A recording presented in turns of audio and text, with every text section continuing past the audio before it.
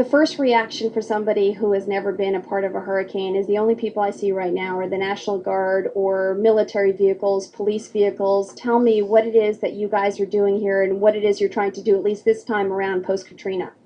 Well, we're here. We really have two different missions while we're here. Number one, we're providing security for the convention center. That's our priority mission. Our secondary mission is while they're going through evacuations, as well as after the storm subsides, protecting the businesses, the citizens' residences, from looters, things to that effect. I mean, we're here for everyone's safety, really, and not really to try to, you know, enforce or really, I guess, what most people think in the military, like law enforcement. I mean, we're here mainly for people's safety and for their protection. You said that all three of you guys are originally from New Orleans. I mean, walk me through this. For somebody like me who's never, I've been to New Orleans many times, but I've never seen anything like this. What is this like? I mean, having been here at least or lived through Katrina or what you know of New Orleans and Bourbon Street. Well, it really is kind of hard. I mean, I know on a lot of the guys, their number one priority is their families, making sure their families have gotten out, even though we can't leave, and making sure their families are safe. That's really the thing on most of the soldiers' mind. Number two, I mean, obviously there's not much we can do to control Mother Nature, but we want to control the aspects that are controllable, and make sure that we can keep things as normal as possible. Where were you during Katrina and where have you been in the aftermath? Have you been a part of the National Guard the entire time? I haven't. They have been.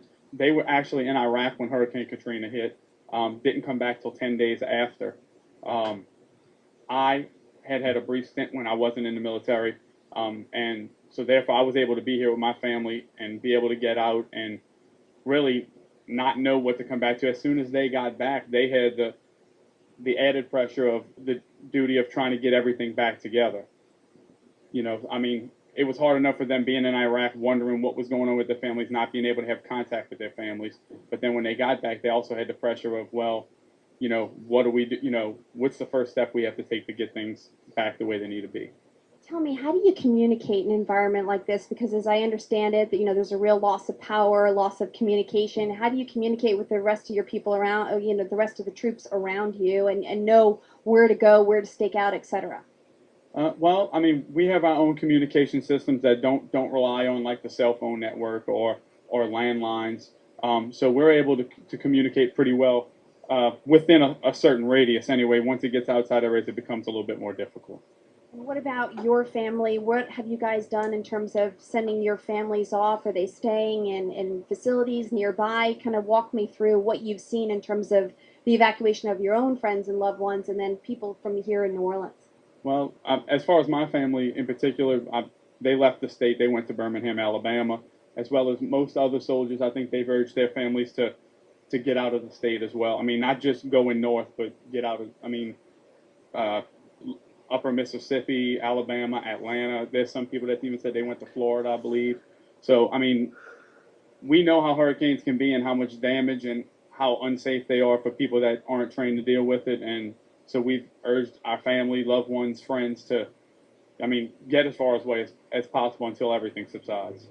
You mentioned that you guys grew up here, and I know you have to speak on behalf of them because you're the highest ranking officer here. But just give us a sense. What is it that we should know about New Orleans? What is it we should know before and after this storm? Well, I think after Hurricane Katrina, the city of New Orleans really proved a lot. The people here have a lot of heart. They really care for the city. It's not just a party place. It's not just Bourbon Street. This is a very small part of New Orleans. The people make up the city. And just like we bounced back from Katrina, we'll bounce back from this. He said it. That's the way most all of us and most New Orleanians feel.